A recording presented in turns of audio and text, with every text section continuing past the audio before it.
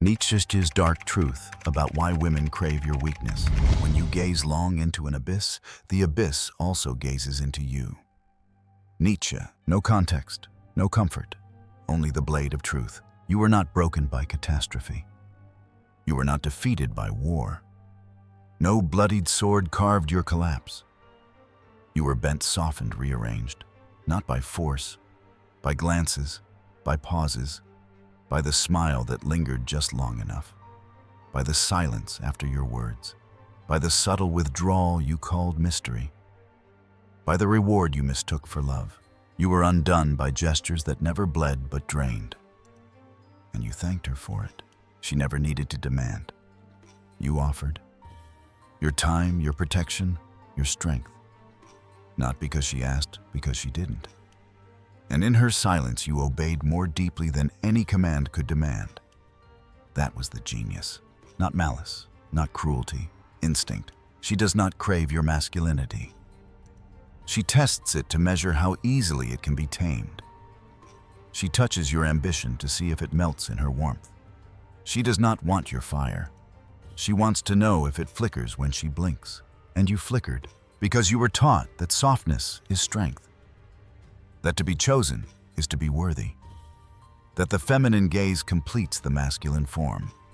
Lies, all of them, lies fed to you in velvet and swallowed as scripture.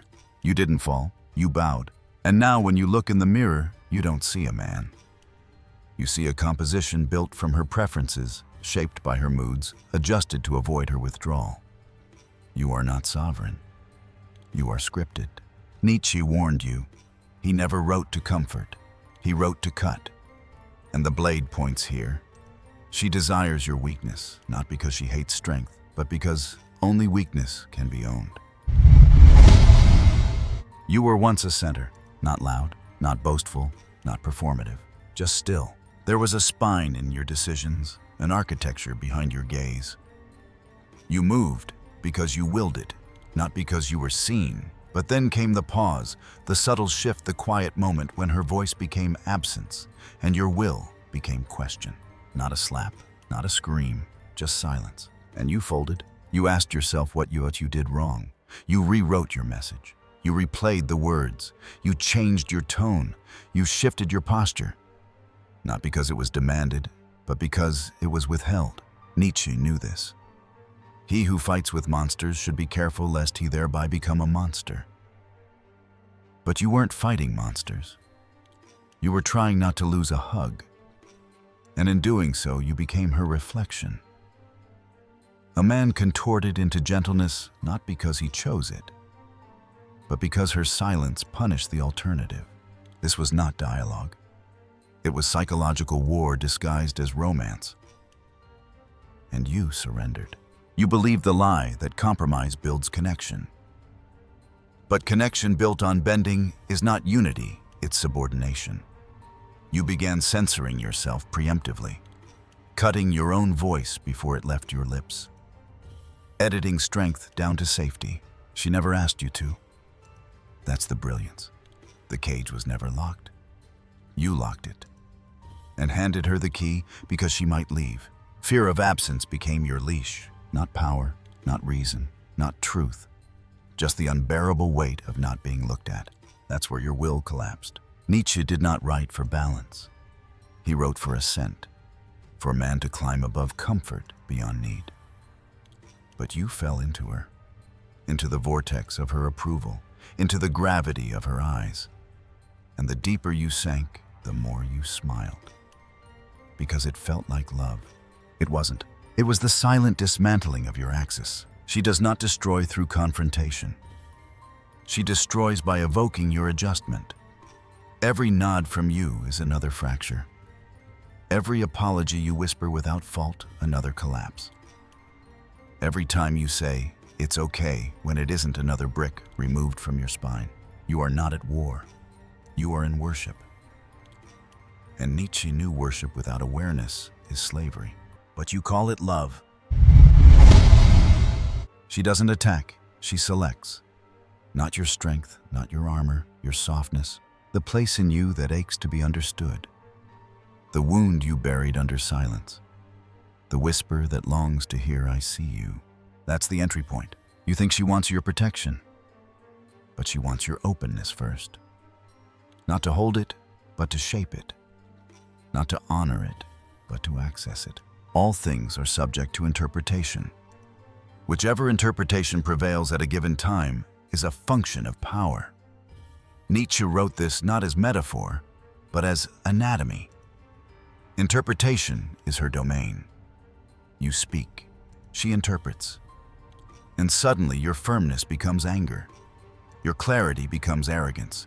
Your truth becomes insensitivity. And you apologize. You do not push back. You adjust, soften, correct your edge. Not because it was wrong, but because her response redefined it. This is not a request. This is instinct. She tests the boundary to find its bending point, to mark where her influence begins.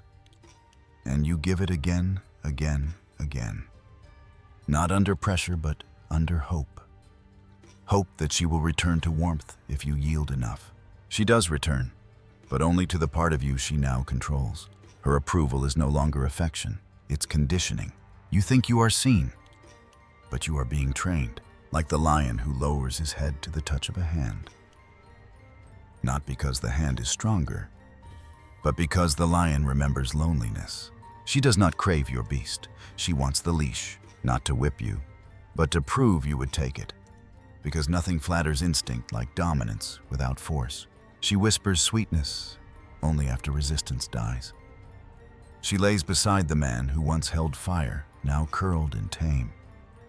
She kisses the shadow of a warrior because the man vanished the moment he waited for her reaction. And you call this connection, but Nietzsche would call it inversion.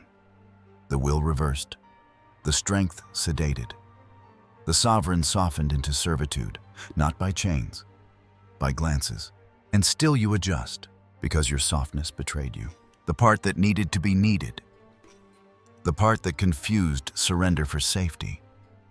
The part that told you her pleasure was your proof. And now she owns it, not maliciously, not even consciously, but she owns it, because weakness seeks approval. And instinct always rewards what it can control. It starts with the gaze. Not a touch, not a word, just the gaze. That long, deliberate glance laced with suggestion, measured, designed, cast like a net. You mistake it for desire, but it's surveillance. She's not admiring, she's calculating. How easily do your shoulders drop? How quickly does your voice soften? How soon does the beast inside you roll over? Eroticism becomes architecture. She builds a structure around your hunger. One door her, one currency her approval. One law perform or be exiled from her body. Nietzsche called it plainly.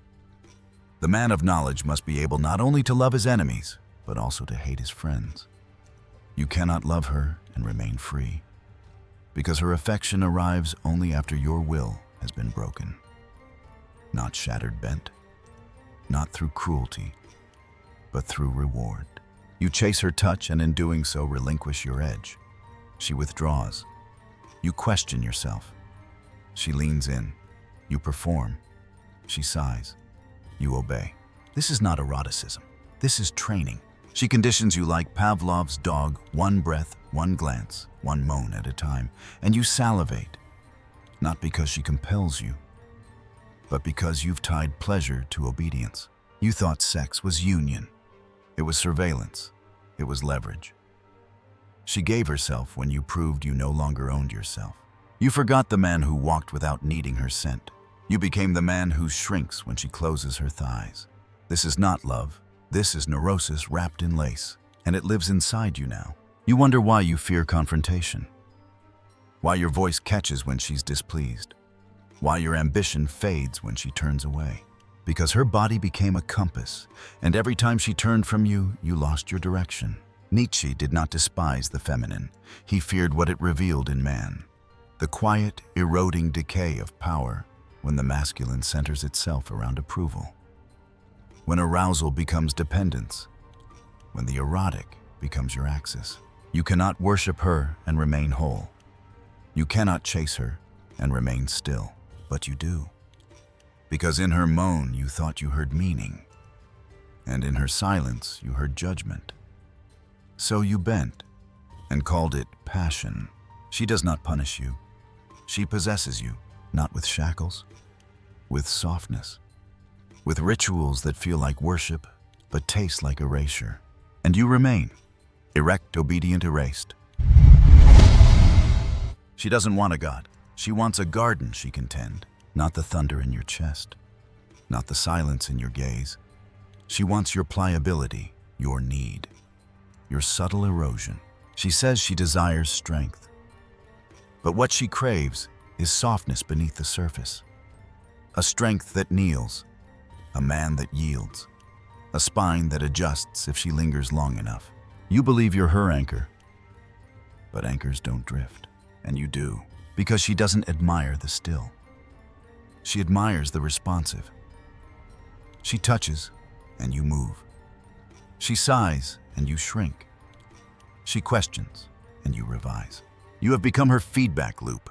You adjust until you fit, until you match the emotional furniture she's arranged, until your words are no longer yours, until your ambition is filtered through her comfort, until the man disappears and only her reflection remains.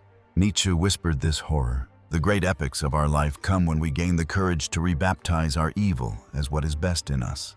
But you call your compliance virtue. You call your emasculation maturity. You call your obedience evolution. And you wear it like armor. But it is rope, and she pulls it with every pout, every frown, every question, wrapped in concern. You respond, again and again, like a trained beast who's forgotten its bite. And in this, she blooms. The weaker you become, the more she expands. She calls it growth, but it's consumption. She does not seek equilibrium. She seeks saturation. A man fully permeated by her emotional scent, so she can rest knowing he will never rise against it. She does not want confrontation. She wants submission that smiles. She wants power that praises her while dissolving. And you oblige. You write poetry about her grace. You say she made you a better man. You mean softer. You mean smaller. But her instinct is ancient, not romantic. Survival. She manipulates without plan. Not because she's cruel, but because weakness invites ownership. And you offered it. She loves the version of you that trembles beneath her gaze, that forgets itself in her rhythm, that calls devotion the ultimate strength. But Nietzsche knew devotion without distance is death. You did not die in battle. You faded in her warmth. And now she no longer sees you, only the mirror. The version that flatters her absorbs her, orbits her. You've become her echo. And echoes do not command. They respond. She doesn't want a god. She wants a garden she can tend, not the thunder in your chest, not the silence in your gaze. She wants your pliability, your need, your subtle erosion. She says she desires strength, but what she craves is softness beneath the surface. A strength that kneels, a man that yields, a spine that adjusts if she lingers long enough. You believe you're her anchor, but anchors don't drift. And you do, because she doesn't admire the still. She admires the responsive. She touches and you move. She sighs and you shrink. She questions and you revise. You have become her feedback loop. You adjust until you fit, until you match the emotional furniture she's arranged, until your words are no longer yours, until your ambition is filtered through her comfort, until the man disappears and only her reflection remains. Nietzsche whispered this as horror. The great epics of our life come when we gain the courage to rebaptize our evil as what is best in us. But you call your compliance virtue. You call your emasculation maturity. You call your obedience evolution, and you wear it like armor. But it is rope, and she pulls it with every pout, every frown, every question wrapped in concern. You respond, again and again, like a trained beast who's forgotten its bite. And in this, she blooms. The weaker you become, the more she expands. She calls it growth, but it's consumption. She does not seek equilibrium. She seeks saturation.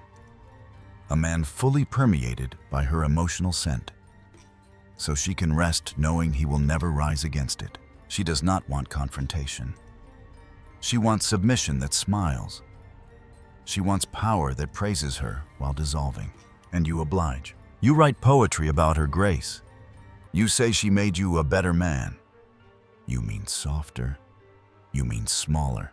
But her instinct is ancient, not romantic. Survival. She manipulates without plan. Not because she's cruel, but because weakness invites ownership.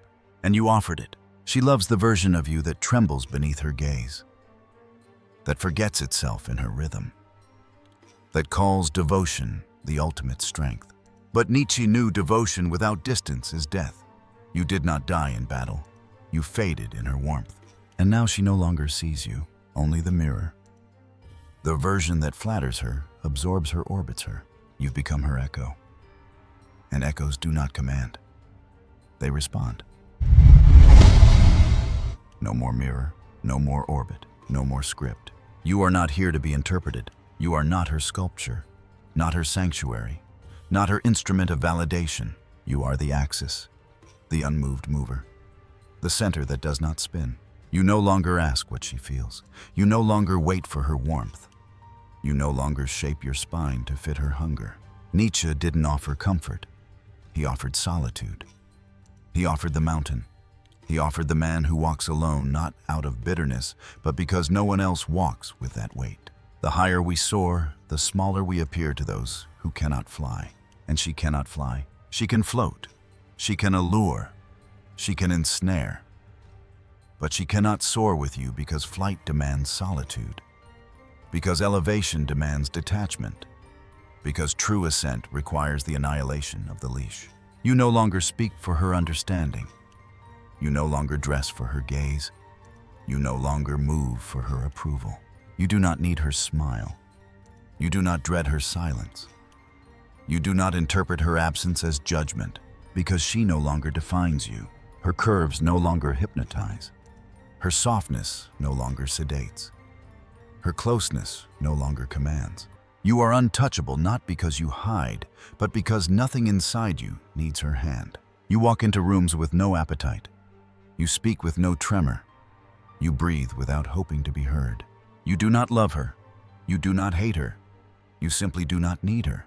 And in that space, she collapses. The structure crumbles without the man who bends. The performance ends when the audience vanishes. The manipulation withers without the man who reacts. You are not cruel. You are not angry. You are simply still. Her longing cannot move you. Her absence cannot unmake you. Her seduction cannot enslave you. You are no longer programmable, no longer perceptible as prey. Because sovereignty is not visible, it is unshakable, and now you are that. She reaches and nothing happens. She withdraws and nothing breaks. She stares and your breath remains unchanged. No spike of hunger, no flicker of doubt. No internal negotiation for warmth, because the center no longer moves. There is no script left in you to edit, no softness left to shape, no longing left to leverage. Her touch, once magnetic, now lands on stone. Not rejection, not cruelty, impenetrability. This is what she cannot own. Stillness that does not respond. A man who sees but does not bend. A soul that listens but is not moved by need. You do not explain yourself. You do not ask for clarity. You do not circle her silence trying to decode its meaning. Her affection no longer offers safety, because you no longer live in danger. The danger was your own fracture, your own hunger to be chosen. And that part of you no longer exists. Nietzsche never said to fix her. He said to surpass her. You have your way. I have my way. As for the right way, the correct way, and the only way, it does not exist. You do not argue with her. You do not seek to be understood. You no longer wish to make her understand why she cannot touch you. You simply walk, forward, upward, without echo, without leash. You are not immune to her beauty. You are not numb to her rhythm. You simply see it now clearly for what it is. A dance designed to seduce the man who doubts his own axis. But you do not doubt. Her approval, irrelevant. Her absence, weightless. Her desire, powerless. You do not punish her. You do not forgive her. You simply exist beyond her reach. No longer shaped by her voice. No longer edited by her silence. You are not a man who loves. You are not a man who hates. You are a man who is. No permission, no apology, no need. You are now the immovable center, defined not by her affection, not by her rejection, not by her performance, defined only by the unbroken silence within you. The one she cannot enter, the one she cannot name, the one she cannot bend. And when she speaks, she will feel it. The void where her influence used to live, the echo that no longer returns. You are sovereign, and sovereignty does not speak.